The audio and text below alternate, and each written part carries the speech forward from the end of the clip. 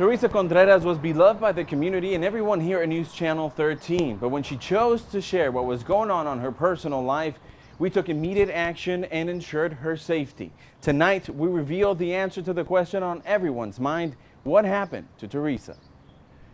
Are you still scared? Yes, scared, very, very scared. I feel scared just sitting here talking about it. This is the first time reporter Teresa Contreras has appeared on News Channel 13 in several months. She is no longer an employee, not because she was terminated, but she left the company for fear of her life.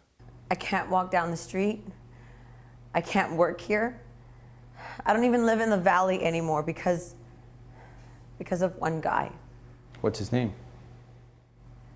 His name is Tony.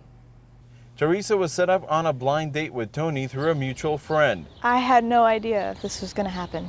That friend, who we'll call Linda, agreed to talk to us about Tony only if we hid her identity. Where did you get this idea to introduce Tony to Teresa? I mean, how long had you known him? Maybe 2 months? And you and Tony are close friends? Nah, not really. I met him at the gym, and we had talked a couple of times, but never really hung out.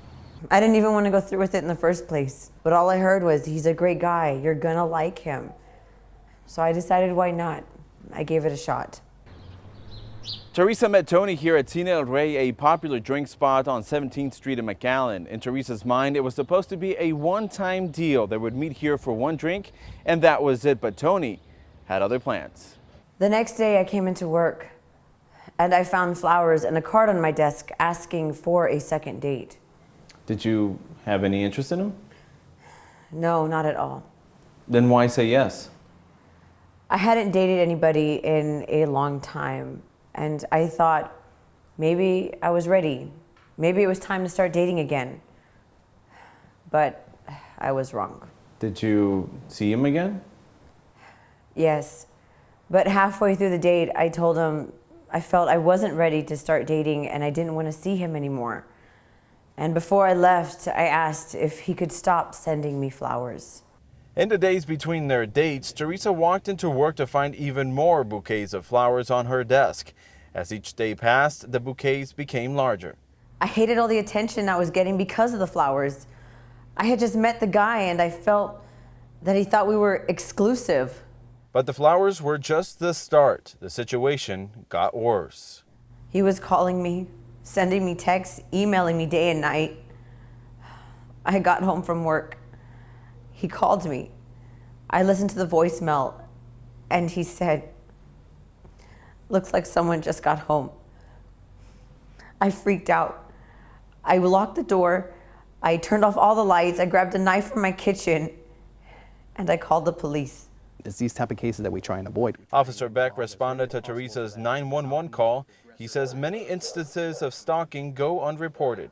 What is it that people can do if they find themselves in this kind of situation? The best thing people can do is get their local PD involved as early as possible.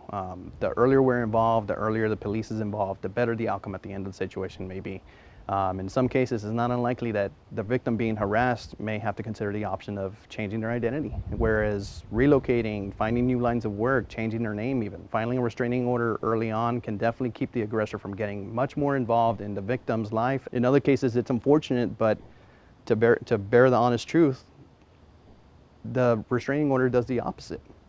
You know, instead of keeping the aggressor away, it entices them.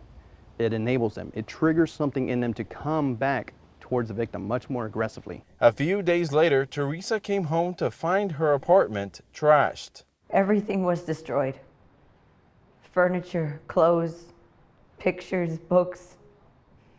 It was like a tornado had gone through my place. So what did you do?